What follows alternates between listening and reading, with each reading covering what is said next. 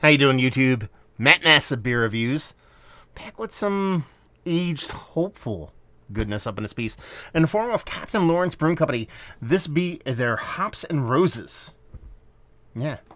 The, where is it? There it is. 2016 edition. Kind of one of my shelf turd Saturday kind of finds. I kind of do this thing on Instagram where, randomly on Saturdays I tend to be out and about more often than not on Saturdays, and I'll stop at random bottle shops in and throughout New Jersey or anywhere I'm traveling, really, but mostly Jersey. And I just find kind of random, crazy old stuff, and this is the one I found today. I picked this up 2 hours ago, maybe. It was in a cooler, bottom of a cooler. I had to literally, I couldn't see. I was like, what's back here? I'm like, what the hell? I'm like, okay, 5-year-old Captain Lawrence. We'll give that a whirl. This is a malt beverage aged in oak barrels with rose hips, elderflower, and hibiscus. It won 2013 gold medal at GABF for experimental beer, and this golden ale, American sour ale is what it is. Golden ale, aged in oak barrels with Brett and a few choice flowers to give it a complex floral aroma. Tart, tangy, and full of flavor, straight from the Captain's cellar to yours. We hope you enjoy. So yeah, we'll see how the sucker shows and proves. I'm kind of curious. 5 years. It's a golden sour ale. Yeah, sure, there's adjuncts, but it's, a lot of floral stuff, which hopefully doesn't make it go all that sideways. That's actually a really nice pop on that. If you want to have carbonation, but you don't want it to have gone sideways, and that's kind of the sound that you really want when it comes to these kind of older beers. So we'll see what's what. I'll try to give it as gentle as a pour as my Neanderthal hands can do, without getting a ton of sediment in there. I think it did a pretty darn good job of that. Label-wise, it's 2016 Captain Lawrence is what it is. This label has changed, I think, a couple times since this come out. I know I've had this beer before, but I believe it was only a brewery only. I don't believe I've reviewed it before, so we'll see what's what. It looks like a golden ale. There's definitely a decent amount of particulate kind of floating around in that beer. It has a really nice, pretty kind of carbonation still lively beer. And just that rich golden sour ale kind of color that you come to know and love when it comes to these golden sours. There's not much of a head on this beer. Wouldn't expect there to be much of a head on it, but it's not for a lack of carbonation. It is more so just the style of beer. It definitely has a decent kind of carbonation going on. It definitely shows and proves as part of a nice, rich golden sour ale. Give it a whirl, get a nice head, and let's get a nose. It is floral hops and apples. That's really what I'm getting here. It's like a slight, not even, I was going to go green apple on this, but it's not. It's like a golden delicious kind of apple vibe on this. Almost like Venice-like, a combination of a golden, a white grape and a combination of a golden apple kind of combination as far as the way the fruit kind of comes off. And I assume that's a combination of the Brett in combination with the bugs and the yeast and things like that floating around. So definitely like a golden apple kind of rich kind of Venice kind of grapiness. And there is a floral kind of characteristic when it comes to the way the hops are kind of presenting themselves, or more so the adjuncts in combination with the way the hops are presenting themselves. Doesn't come off overly tart on the nose, and there's a little bit of zip there, but nothing too aggressive, nothing too over the top.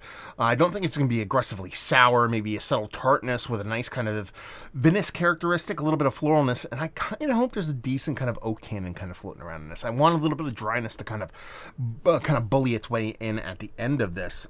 ABV-wise, before we dive in, we are looking at, I don't see an ABV on here, actually. I do not know. Okay. It's kind of curious. Yeah, I don't see one.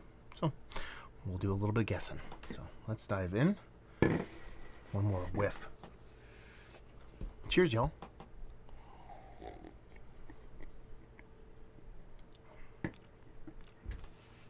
Man, that had to have smoothed out.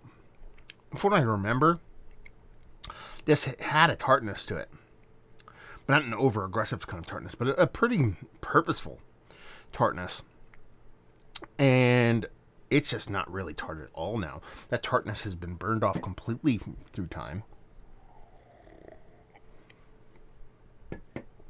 there is a nice kind of oak tannin. Nothing overly aggressive, subtle little vanilla to it. But with how tempered the tartness is on this beer, it kind of comes in at the end, adds a little bit of tannin kind of notes, and then kind of dries out slightly. Not as aggressive as I was hoping for it to be, but it's definitely there. This is really tasty.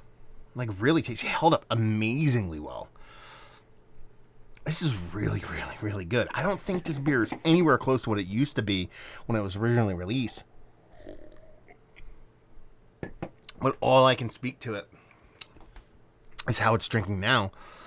And it comes off as more of a mixed culture, subtle tart kind of beer, as opposed to an aggressive, a golden sour ale. And just comes off as super drinkable, super tasty. I mean, you get that Venice characteristic in here. You get that white grapiness in combination with that golden delicious kind of apple thing going on. I'm going to strip away all that tartness that you would get from more the apple than anything, but still with those kind of white kind of grapes. Again, they're not additions to this beer. That's just the flavor profile I'm getting on here. And then when you add the combination of that floral hop, which is definitely there in the combination with those adjuncts from those actual rose hips and elderflower and things like that, it kind of marries with the hops a little bit and adds this soft little kind of floral characteristic. It's not bittering, even there's a ghost of hop past bittering going on. It's nothing really even close to being aggressive. It's more kind of an ancillary kind of auxiliary flavor. Auxiliary? Is this like a jack or something? I don't know. I'm weird with words sometimes. And when you kind of round it all out and you take a really beautiful silky kind of mouthfeel and finish with that soft little oak tannin that ends with a little bit of dryness but not bone dry, it honestly comes off kind of like I wish wine came off in general for me. I'm just not a big wine guy. It just doesn't really do much for me. So I really have to get a wine. More often than not, it has to be sweeter. For me to really get down with wine, again, maybe it's a baby palate thing. Maybe I haven't found the right wine, blah, blah, blah. I would say somebody who said they just don't like beer. I'd be like, yeah, I can find a beer you like. Well, somebody could probably find a wine I like. This is what I imagine a wine I like being. You know, a nice sweetness, but not over the top. A dryness, but not overly aggressive. Not super tannic, but you have this kind of floral, bittering kind of component to it that just ends up drinking super, like pH balancey, kind of beautiful. This is delicious. This is actually really, really, really, really, really delicious. Oh man, I'm gonna have to find a new one of these. That place that I got this from, they have like several. $14 is what I paid for it. This is going to be a go-to kind of staple for me to rip. It's not super close to where I live, but it's about a half an hour, 35 minutes away from me. So it's something like if I'm going to go to a dinner party or something like that where I know people are like wine people or whatever, this is the kind of stuff that I like to bring along because I think people are like, oh my God, look at that. This is a beer? Okay. I really want to go back and actually find one of these and do a side-by-side with a newer one. Because I know they still make it. That would be fun. I'm going to post this review regardless. But if I can find a newer version of this, a brandy new version, I'd love to do a side-by-side of this and that. Because I think this beer has changed quite a bit. And not to say that's a better beer. Because I haven't had this fresh or within reason or memory. I don't remember having it fresh. You know, several years ago, Captain Lawrence used to be kind of a big deal when it came to sour, so I've had a bunch of their stuff over the years, but, you know, it'd be really cool to do this side-by-side to see how much this beer has changed. I couldn't see it being better. I could see it being not worse, but different, but just different, you know, and these kind of beers morph and change over time in such beautiful ways. Just interested about it, you know. Hopefully I can track down a new one and put it side by side. We'll see what's what. But we're doing it solo here, and what we ended up with is probably one of the better kind of golden sours that I've had actually in quite some time.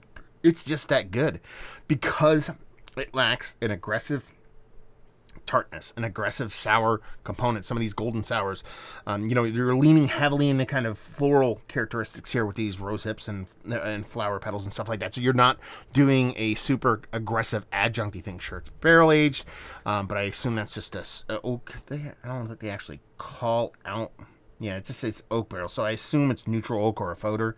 Back then, they wouldn't even put fodder on the actual label, just because people would be like, "What?" And ends up being one of the tastier kind of tart sour beers. I even hesitate to call it tart, but tart sour beers that I've had in quite some time. Up there towards Mount Rushmore status. Let's put it that way. So let's talk about it. One of the better? Yes. Like I said, value and availability. Like I said, $14. Pulled it off the shelf. I mean, at this age, few and far between. I know Captain Lawrence actually stocks a lot of old stock at their brewery, so this might be something to be able to pick up at the brewery itself. Maybe not this specific age, but maybe a little older, a little newer, but an aged version of this.